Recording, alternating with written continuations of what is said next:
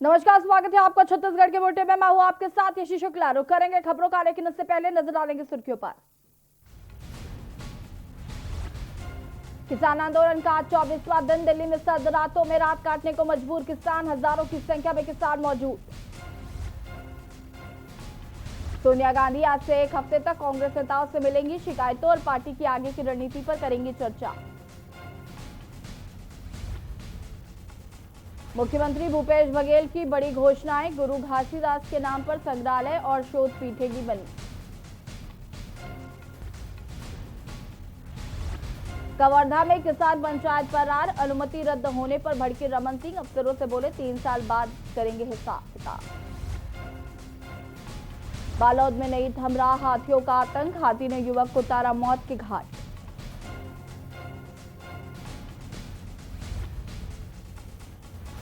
रसोई गैस के दाम 13 दिन में 100 रुपए बढ़े, एक साल में दाम 70% बढ़े, 2 माह में ही 2508 उपभोक्ता कम हुए, सब्सिडी भी घटी।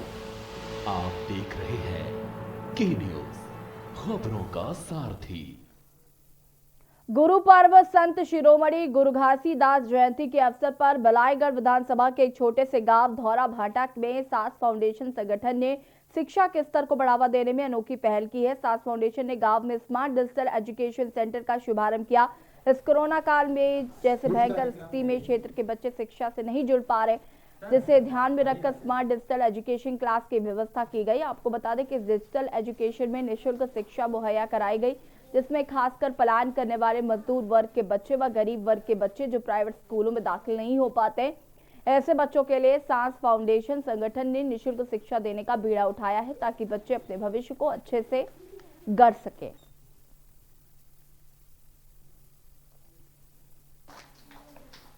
हर व्यक्ति के लिए ये बात कहते हैं कि इस कार्यक्रम में आज 18 दिसंबर गुरु पर्व के अवसर पर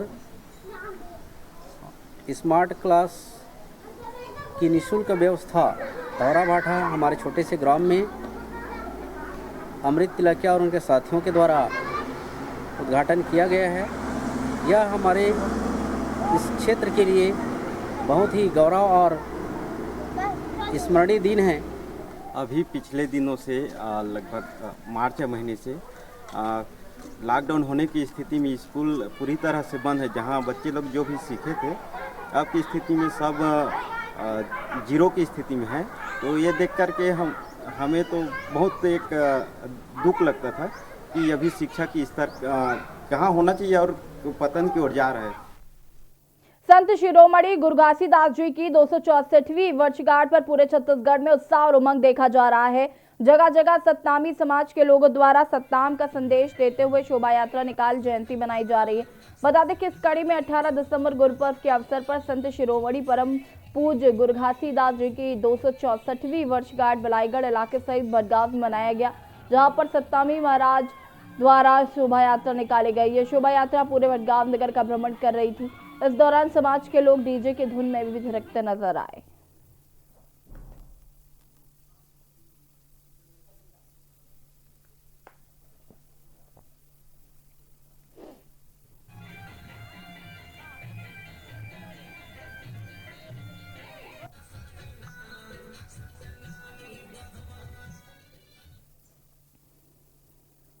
बेमेतरा नगर के वार्ड नंबर 4 में सत्ताम भवन में गुरु घासीदास जयंती मनाई गई, जिसमें विधायक आशीष छाबड़ा व अध्यक्ष शकुंतला मंगत साहू अतिथि के रूप में मौजूद रहे। कार्यक्रम की शुरुआत अतिथियों के जोड़ा जैद खान की पूजा अर्चना के साथ हुई। इस दौरान विधायक ने अपना संबोधन में कहा कि प्रदेश में गुरु घासीदास की जयंती 18 दिसंबर से माह भर व्यापक उत्साह के रूप में समूचे राज्य में पूरी श्रद्धा और उत्साह के साथ मनाई जाती है।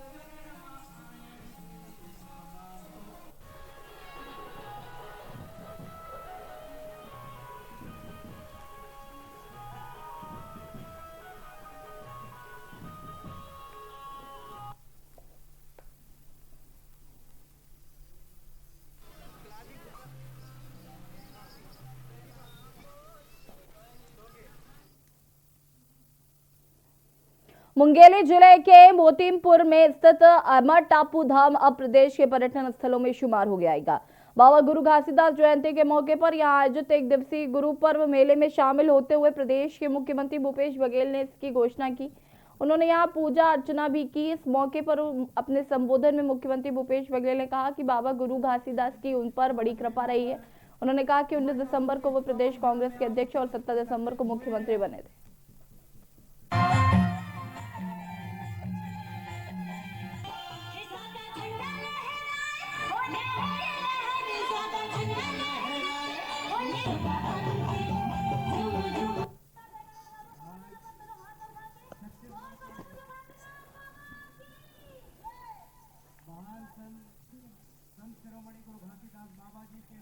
अमर टापू में बड़ा आयोजन हर साल 25 साल से हो रहा है और हजारों लोग लाखों लोग यहाँ आके बाबा जी से आशीर्वाद लेते हैं। तो इस स्थल को पूर्ण रूप से विकसित करने की घोषणा मैंने की है ताकि जो यात्री आए और कार्यक्रम वगैरह करना उसके लिए सभा भवन भी होना चाहिए, इसका सौंदर्यीकरण होना चाहिए और इस मेला स्थल का विकास भी होना चाहिए। तो इस पूरे संपूर्ण क्षेत्र का विकास हम लोग करेंगे आने वाले दिनों में, आने वाले वर्ष तक कंप्लीट हो, ऐसे हम लोग कोशिशों की। धर्मपुरा मामले को लेकर आप क्या कहना चाहेंगे?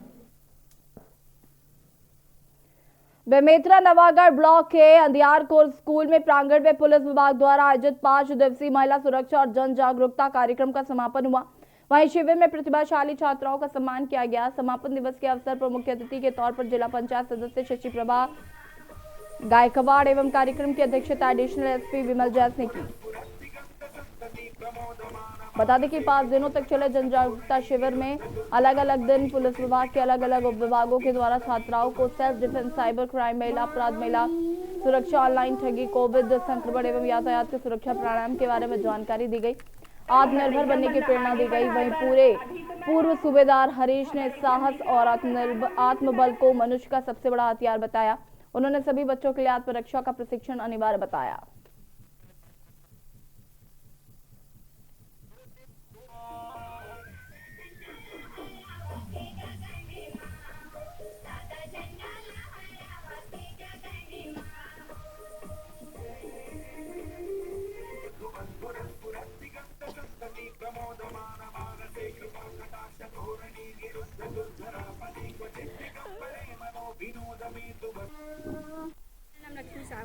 कौन से स्कूल में पढ़ते हैं? शासकीय उच्च माध्यमिक विद्यालय झारखंड। किस प्रकार का आज कार्यक्रम रखा गया था जो बेमेतरा पुलिस अधीक्षक के द्वारा? ये 5 दिनों से चल रहा है। ये शिक्षक प्रशिक्षण से है और इसे जिला थाना प्रभारी करा रहे हैं, जिला बेमेतरा से भी और नावागढ़ थाना से भी करा रहे हैं। मुझे यहाँ पे अंधियारपुर में हमारे आयोजन समिति और हमारे थाना प्रभारी अमर भारद्वाज द्वारा एक जन जागरूकता अभियान के तहत बच्चों में सेल्फ डिफेंस, महिला सुरक्षा संबंधी, साइबर क्राइम संबंधी, यातायात संबंधी इन विषयों पर 5 दिन से प्रशिक्षण चल रहा था, जिसका समापन किया गया। उसमें हमारे सब ग्रामवासी और हमारे प्रबुद्ध जन यहाँ उपस्थित हुए हैं। 5 दिवसीय हमारे छात्राओं को महिला सुरक्षा, आत्म सुरक्षा और जागरूक किया गया प्रशिक्षण के माध्यम से, जो 5 दिन का था। टीआई हमारे नवागढ़ टीआई अब्बर सिंह राजपूत के द्वारा प्रशिक्षण दिया गया। सुकमा जिले के तोंगपाल निवासी राकेश पाल, उनकी पत्नी सुट्टू पाल की सड़क दुर्घटना में मौत हो गई। बता दें कि प्राप्त दोनों पति पत्नी जगदलपुर की ओर से स्कूटी से आ रहे थे कि अचानक सामने से आ रही तेज रफ्तार पिकअप ने जोरदार टक्कर मार दी। टक्कर इतनी जबरदस्त थी कि दोनों की मौके पर ही मौत हो गई।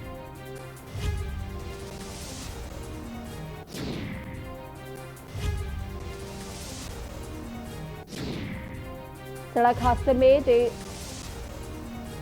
दंपति की हुई मौत।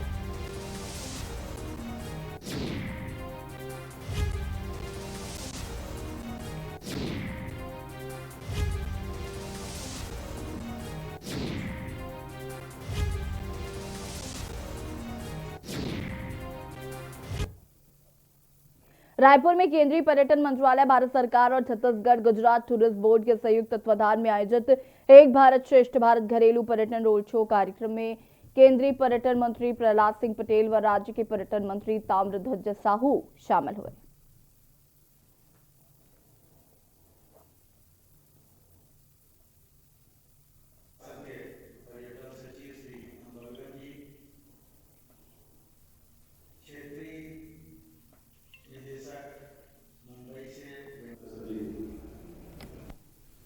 प्रिंट मीडिया और इलेक्ट्रॉनिक मीडिया और फोटो जर्नलिस्ट सबका मैं पर्यटन मंत्रालय भारत सरकार की तरफ से आप सबका स्वागत है।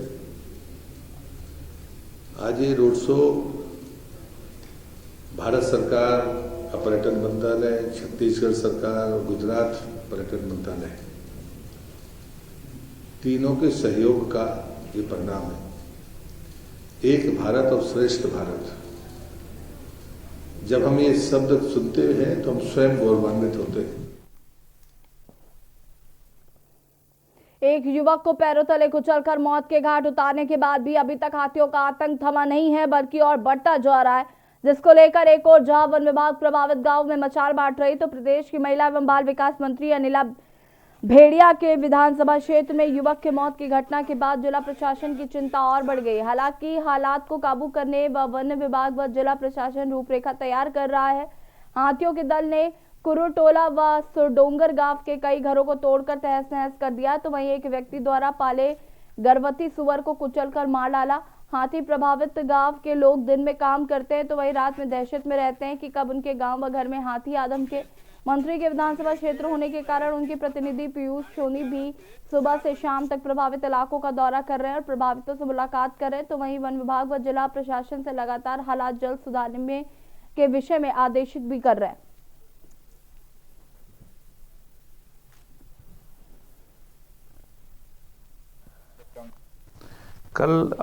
कल ये घटना जो हुई है हमारे डोंडी ब्लॉक में, वो प्रथम घटना है। किसी व्यक्ति को हाथियों ने प्रहार किया और वो मृत्यु हुए।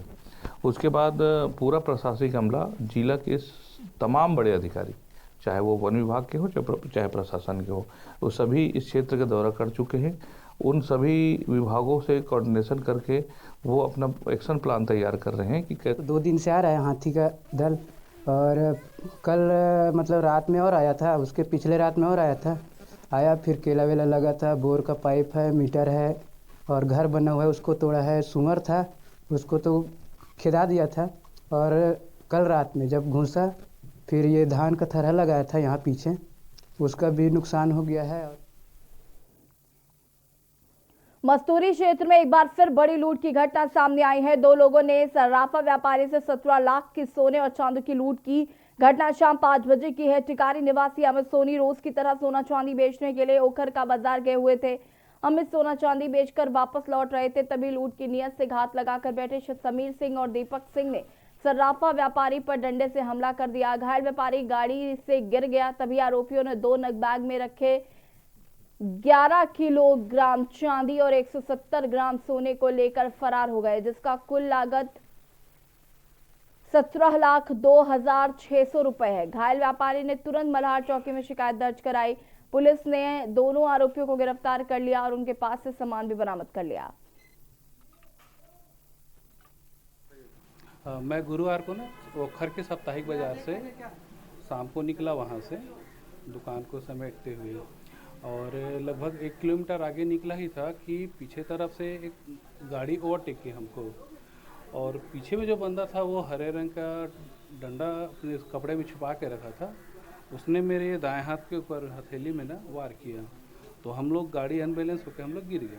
अमित सोनी जो सराफा व्यापारी है वो उखर बाजार से शाम के समय लौट रहे थे, तो उनको रास्ते में रोककर 2 आरोपी दीपक सिंह और समीर सिंह ने उनको रोका और उनके साथ 2 सोने के जो बैग थे, सोने चांदी से भरे हुए बैग थे, उसको लूट लिया और इनको चाकू दिखा के इनको भय में डाला गया था।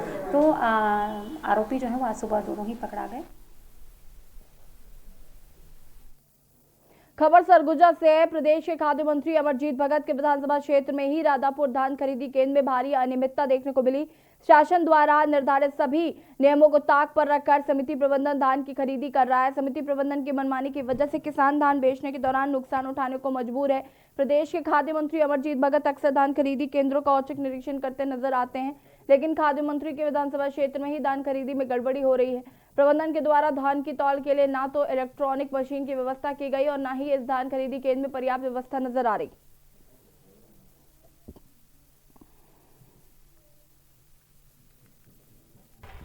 सब पूरे व्यवस्था सब ठीक है, बोरा है, कांटा है, लेबर है, सब है। तो यहाँ पे इलेक्ट्रॉनिक कांटा दिया गया है कि नहीं दिया गया है? इलेक्ट्रॉनिक कांटा नहीं है। कितने कौन से कांटा में तौला जा रहा है, कितने कांटे लगे? ये झूला वाला कांटा है, 8 कांटा अपने पास लगा है। तो इससे दिक्कत नहीं हो रहा है इससे आप लोगों को? नहीं, कोई दिक्कत नहीं हो रहा है। तो शासन के द्वारा तो निर्धारित है कि इलेक्ट्रॉनिक कांटा में तौलना है, क्या है? नहीं, अपने तो शुरू से ही इसी कांटा में तौल रहे हैं और उसमें जो है धूप में दिखाई नहीं देता, लेबर जो है उल्टा सीधा तौल देते हैं इलेक्ट्रॉनिक कांटा में। तो यहाँ पे किस तरीके से, मतलब लेबर आपके हैं या किसानों के लेबर हैं? नहीं, अपना लेबर है। तो किसानों को किस तरह से क्या मशक्कत करना पड़ रहा है यहाँ पे? किसानों को कोई मशक्कत नहीं, ला के धान गिरा देते हैं, फिर अपना तौल जोख हम कराते हैं। जिले के पटवारी अपनी 9 सूत्री मांगों को लेकर अनिश्चितकालीन धरने पर बैठे हुए हैं। साथ ही पटवारियों का कहना है कि जब तक सरकार उनकी मांगों को नहीं मान लेती तब तक उनका ये धरना जारी रहेगा।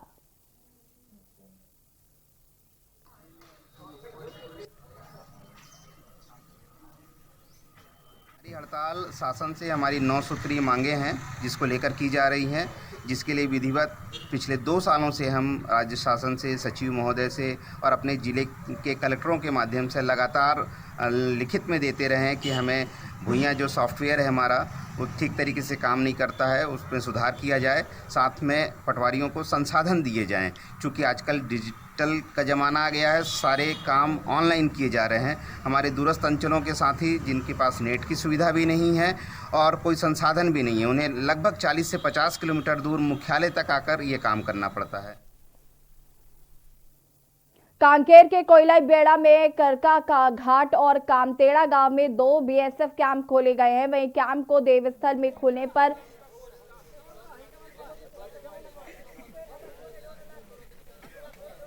आदिवासी समाज विरोध में आ गया है। साथ ही सर्व आदिवासी समाज एवं SC, ST, OBC समाज के ग्रामीणों ने अनिश्चितकालीन धरना शुरू कर दिया।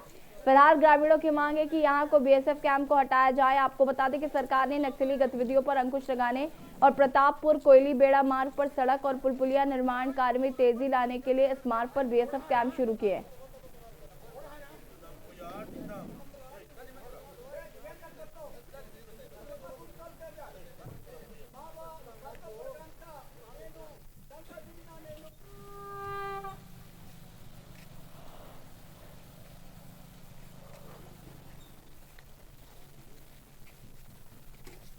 पर एकत्रित हुए हैं जितने भी क्षेत्र के जनता, क्योंकि हमारे यहाँ पर देवस्थल जगह है, क्योंकि सदी काल से है, जबकि किन्नरीगुड़ी यहाँ पर क्षेत्र में बहुत बड़े देवस्थल जगह है। ऊपर साइड में रानी दरगाह है, बहुत देवस्थल जगह है। उसी प्रकार का उसी साथ साथ का यहाँ भी एक बंजरीन देव है। तो हमारे देव सिस्टम पूरा ये हो रहा है, इसीलिए हम जनता इकट्ठा होकर ये सुविधा हटाने के लिए हम लोग धरना बैठे हैं। धरना कब तक रहेंगे? जब तक हमारा मांग पूरा नहीं होगा, यहाँ से नहीं हटेंगे। फिलहाल यहाँ पर वक्त हो गया एक छोटे से ब्रेक का, जो हाजिर होंगे।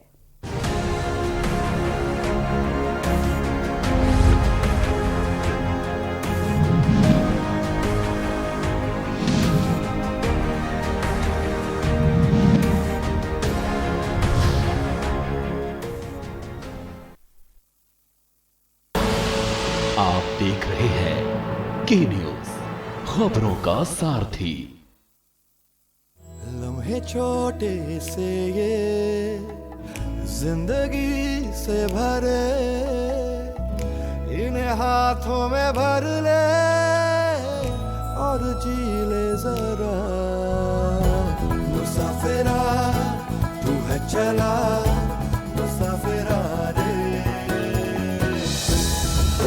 छोटे छोटे लम्हों का अनोखा सफर, कमला पसंद, अनोखा स्वाद और खुशबू में झूम के भाई लेके आए गोल्डी मसाले। गोल्डी मसाले, खुशबू और स्वाद ऐसा तो रिश्तों में गुस्सा कैसा।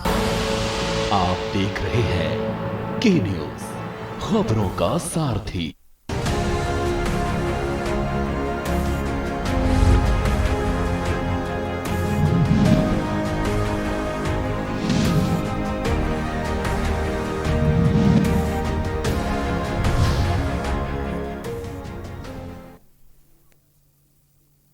ब्रेक के बाद एक बार फिर से आप सभी का स्वागत है। बालोद जिले के दली राजहरा थाना क्षेत्र में 4 अलग अलग मामलों में चोरी की घटना को अंजाम देने वाले आरोपियों को पुलिस ने धर दबोचा है। आरोपियों द्वारा सोने के आभूषण, नकदी, मोबाइल अलग अलग व्यक्तियों के घर से चोरी किए गए थे, जिसका खुलासा बालोद जिला अतिरिक्त एसपी DR पोर्ते ने किया। आरोपियों के पास से चोरी के सभी सामान बरामद कर आरोपियों को न्यायिक रिमांड में भेज दिया गया है। वहीं हजारों रुपए के आभूषण के साथ नकदी चोरी करने वाले आरोपी के बारे में जानकारी देते हुए पुलिस ने बताया कि देर रात शिकला कसा गांव में एक व्यक्ति के घर कोई नहीं रहने से घर का ताला तोड़कर आभूषण व नकदी की चोरी की गई। इन सभी घटनाओं में से एक घटना में नाबालिग बालक भी शामिल है।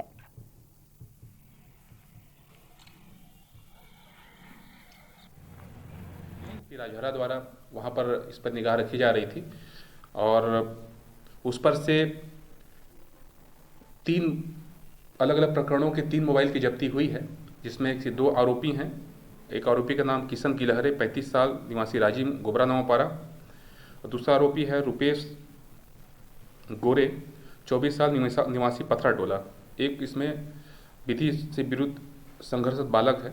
तो इस प्रकार से कुल 3 आरोपियों की गिरफ्तारी हुई है 4 प्रकरणों में और 3 मोबाइल, सोने का कंगन और 15,000 रुपये की जब्ती की गई है। चोरी के जो अन्य प्रकरण हैं उस पर भी आरोपियों की तलाश की जा रही है। शीघ्र ही उनमें भी कार्रवाई करके मसरूका की जब्ती की जाएगी। देश में कोरोना मरीजों का आंकड़ा 1 करोड़ के पार हो चुका है। 30 जनवरी को केरल में पहला संक्रमित मिला था, तब से 324 दिन के अंदर यह आंकड़ा 1 करोड़ तक पहुंच गया है। अब तक 1,45,000 से ज्यादा लोग संक्रमण के चलते जान गंवा चुके हैं। हालांकि राहत की बात यह है कि देश में कोरोना मरीजों के ठीक होने की रफ्तार भी काफी तेज है। देखिए रिपोर्ट।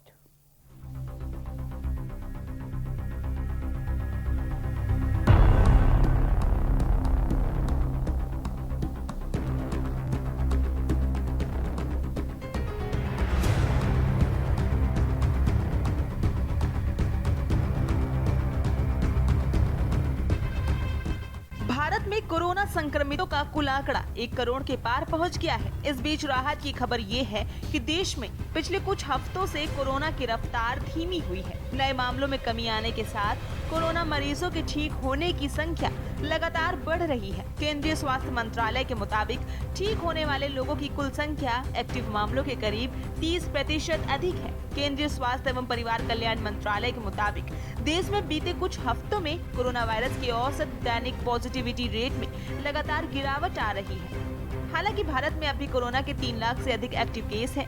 स्वास्थ्य मंत्रालय के अनुसार भारत में कोरोना से ठीक होने वाले लोगों की दर में वृद्धि हुई है। भारत में कोविड-19 की चपेट से ठीक होने वाले मरीजों की दर 95% से अधिक है। भारत उन देशों में शामिल है जहां कोरोना मरीजों के ठीक होने की दर सर्वाधिक है।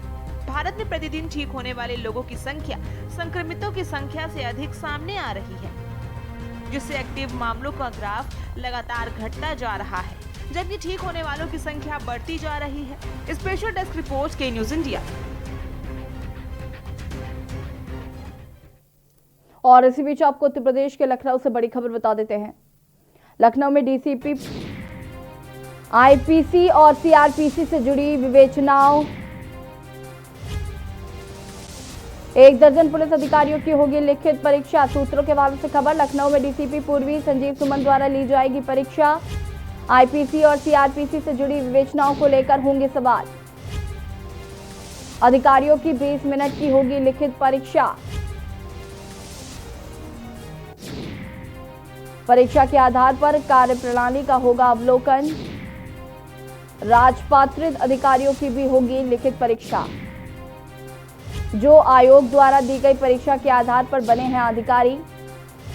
डीसीपी पूर्वी को अधिकारियों की जानकारी पर नहीं है भरोसा। लखनऊ कमिश्नरेट ने शुरू की नई प्रणाली। 24 दिसंबर को लखनऊ में तैनात अधिकारियों की परीक्षा होगी। डीसीपी पूर्वी ने निकाला कार्यप्रणाली को जांचने का तरीका। और इसी खबर पर ज्यादा जानकारी के साथ संवाददाता अभिषेक सिंह हमसे जुड़ चुके हैं। अभिषेक, लखनऊ में डीसीपी पूर्वी द्वारा परीक्षा ली जाएगी, 1 दर्जन पुलिस अधिकारियों की परीक्षा होगी, क्या जानकारी है? बिल्कुल, डीसीपी पूर्वी संजीव सरन द्वारा ये परीक्षा ली जाएगी और सबसे बड़ी बात यह है कि उन अधिकारियों की भी परीक्षा होगी। 20 मिनट की ये जानकारी भरी परीक्षा ली जा रही है, जिसमें आईपीसी और सीआरपीसी से जुड़ी विवेचनाओं के आधार पर सवाल किए जाएंगे। हालांकि लिखित और मौखिक तौर पर भी सवाल किए जाएंगे, लेकिन ये बात साफ है कि जो अधिकारी पहले ही आयोग द्वारा दी गई परीक्षा को उत्तीर्ण करके आज अधिकारी है, लंबे समय से फील्ड पोस्टिंग पर है, उनकी इस तरह की एक अनूठी तरीके की परीक्षा लिया जाना, ये अपने आप में कई सारे सवाल भी खड़े कर रहा है कि खुद डीसीपी पूर्वी को भी भरोसा नहीं हो रहा है कि जो अधिकारी और जो विवेचक या इंस्पेक्टर जो पूरे जोन में काम कर रहे हैं, पूर्वी जोन में, वो सही काम कर पाते हैं या नहीं, विवेचना के आधार पर सही काम कर पाते हैं या नहीं, उनको इस बात पर निश्चित तौर पर भरोसा नहीं हो पा रहा है। और शायद यही वजह है कि एक नया तरीका उन्होंने इजाद किया है कि उनकी एक बाकायदा कन्फाइंड एग्जाम लिया जाए, उनसे पूछा जाएगा कि आईपीसी और सीआरपीसी के आधार पर किसी सिचुएशन के आने पर वो किस धारा का प्रयोग करते हैं, उसमें क्या आगे विवेचना का तरीका है।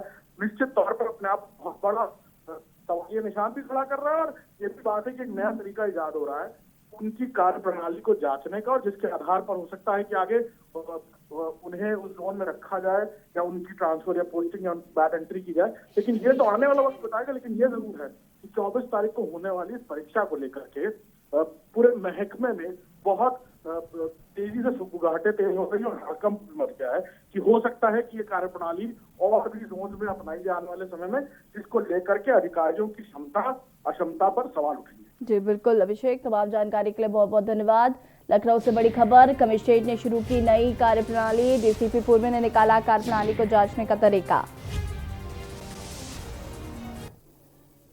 छत्तीसगढ़ के बुलेटिन में फिलहाल इतना ही। देखते रहिए न्यूज़ इंडिया। नमस्कार।